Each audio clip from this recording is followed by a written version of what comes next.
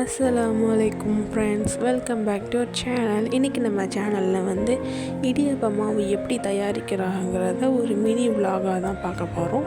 நீங்கள் இப்போ தான் ஃபஸ்ட் டைம் நம்ம சேனலில் பார்க்குறீங்கன்னா மறக்காமல் சப்ஸ்கிரைப் பண்ணிடுங்க, பெல் ஐக்கானை கிளிக் பண்ணிடுங்க. ஓகே, வாங்க வீடியோக்குள்ளே போகலாம். இந்த வீடியோ வந்து நான் 2ஆம் தேதி ஷூட் பண்ணது. இப்போது வந்து டைம் 6 மணி ஆகுது. 5:30க்கெலாம் வந்து ஒருத்தவங்க பச்சரிசியை இந்த மாதிரி ஊற வச்சுட்டாங்க. இது கிட்டத்தட்ட 3.5 மணி நேரம் ஊறணும். 5:30க்கு ஊற வச்சாங்க. இப்போ வந்து டைம் 8 ஆகுது. ஊறின அரிசி எல்லாத்தையும் இந்த மாதிரி ஒரு பொட்டியில் வந்து அள்ளி தனியாக ஸ்டோர் பண்ணிட்டாங்க. அதில் இருக்க அந்த தண்ணிலாம் வடிகிறதுக்காக இந்த மாதிரி பொட்டியில் அள்ளி வச்சுட்டாங்க.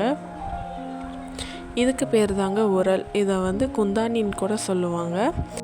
இதில் தான் இப்போ வந்து அரிசியெல்லாம் வச்சு இடித்து மாவு தயாரிக்க போகிறாங்க.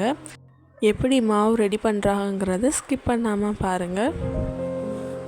2 பவுல் அளவுக்கு அரிசி எடுத்துக்கிறாங்க. அதை வந்து இந்த மாதிரி உரலில் போட்டு உலக்கையால் இடித்து மாவு தயாரி பண்ணுறாங்க.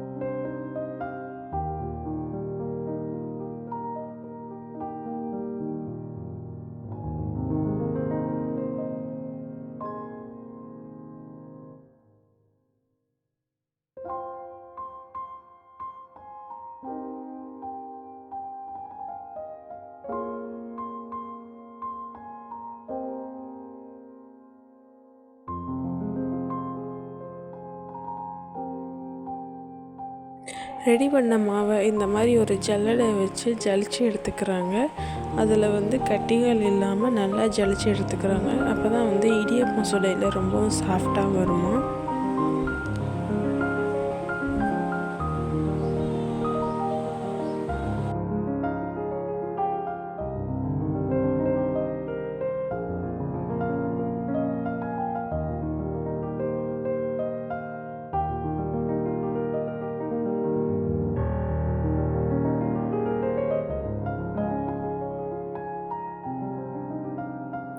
இடித்த எல்லா மாவையும் இந்த மாதிரி ஜலிச்சுட்டு அதுக்கப்புறம் வந்து அடுப்பு கூட்டி அதில் இந்த மாதிரி வறுக்கிறதுக்கு ஒரு பெரிய கடாய் வச்சு அதில் வந்து கொஞ்சமாக தேங்காய் எண்ணெய் சேர்த்துட்டு இந்த மாதிரி ஜலிச்சு வச்ச மாவு எல்லாத்தையும் ஆட் பண்ணி நல்லா வறுத்து எடுத்துக்கிறாங்க.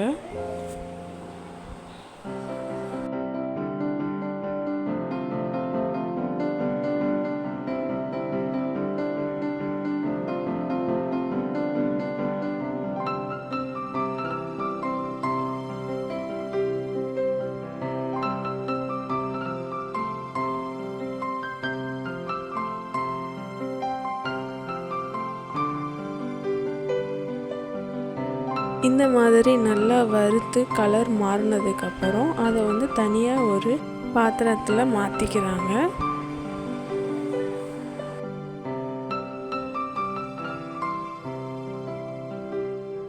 இது மாதிரியே எல்லா மாவையும் இந்த மாதிரி வறுத்து தனியாக ஒரு பாத்திரத்தில் மாறி 2 நாள் வரை இதை ஆற விட்டுறணும். இப்போ நான் வந்து இந்த கேப்சர் எடுக்கிறது 4ஆம் தேதி. நம்ம மாவு வந்து இடித்தது 2ஆம் தேதி. மாவு வறுத்ததுனால ரொம்பவே சூடாக இருக்கும். அதை வந்து 2 நாள் கிட்ட ஆற விட்டு தான் இந்த மாதிரி ஜலிக்கிறாங்க. மறுபடியும் நல்லா ஜலிச்சதுக்கப்புறம் அதில் வந்து இந்த மாதிரி பெரிய பெரிய கட்டிகளாக வந்துடுது. இந்த கட்டிகளை வந்து கப்பின்னு சொல்லுவாங்க. இதை வந்து சாப்பிடவும் செய்யலாம். ரொம்பவே டேஸ்ட்டாக இருக்கும். ஃபைனலாக நம்ம வந்து ஜலிச்ச மாவு எல்லாத்தையும் இந்த மாதிரி ஸ்டோர் பண்ணி வச்சாச்சு. இந்த மாவெல்லாம் கிட்டத்தட்ட 2 வருஷம் கிட்ட கூட நம்ம ஸ்டோர் பண்ணி யூஸ் பண்ணலாம். தேங்க்ஸ் ஃபார் வாட்சிங்.